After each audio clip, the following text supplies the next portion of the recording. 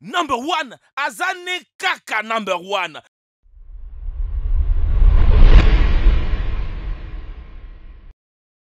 Certaines personnes sont paresseuses et certaines sont vraiment paresseuses. Les gens dans cette vidéo ont trouvé des moyens de faire les choses de façon extrêmement paresseuse. Nous pouvons admettre que nous aussi avons parfois de la paresse ou la flemme, mais ces personnes ont plutôt élevé les standards de l'oisiveté en faisant quelque chose de simple d'une manière ingénieuse. Voici 10 paresseux les plus intelligents au monde. Numéro 1.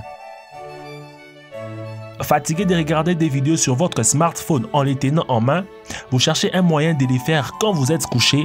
C'est probablement ce que ces garçons pensaient quand ils voulaient regarder des vidéos.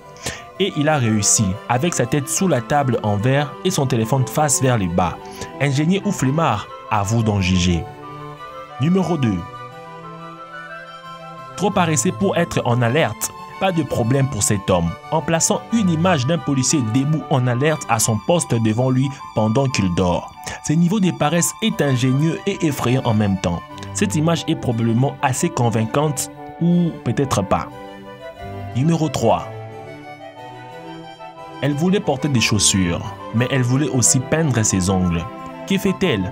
Mettre du vernis juste sur les orteils qui apparaîtrait à la vue des autres. Nous pourrions seulement supposer qu'elle était fatiguée pour mettre du vernis sur le reste de ses ongles ou elle n'avait pas beaucoup de temps. Quoi qu'il en soit, toujours assez paresseuse mais terriblement intelligente. Numéro 4.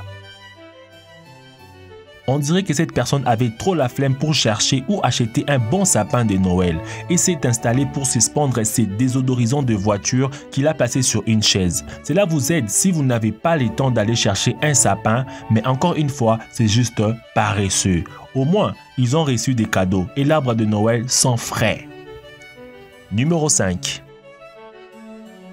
Il ne s'est probablement pas rendu compte que son appartement n'était qu'au premier ou au deuxième étage, mais sa façon de ramasser sa chemise suffit à faire partie de cette liste. En utilisant un aspirateur pour aspirer sa chemise du sol et revenir vers l'endroit où il se trouve. Espérons que les cordons d'aspiration ne lâchent pas, sinon il aurait encore une autre chose à remonter. Numéro 6. Franchement, je me suis posé plusieurs questions sur cette image et je me suis donné plusieurs réponses. Voici différents scénarios. Il vient juste de recevoir la commande de la chaise et en même temps, il a reçu un message urgent qu'il doit répondre. C'est pour cela qu'il s'est assis sur les cartons de la chaise non montée. Ou bien, c'est juste qu'il est paresseux et qu'il a la flemme de monter cette chaise. Un peu paresseux, mais du côté inventif, on pourrait dire qu'il a pensé en dehors de la boîte. Numéro 7. Si le fait de prendre un verre et de boire devient un travail difficile, je me demande quelle est la suite. Ces gars, c'est le roi des paresseux. La boisson est déjà devant les gars et pourtant il choisit de ne pas l'atteindre et utilise 3 longues pailles reliées les unes aux autres. Bien joué messieurs, applaudissons pour lui.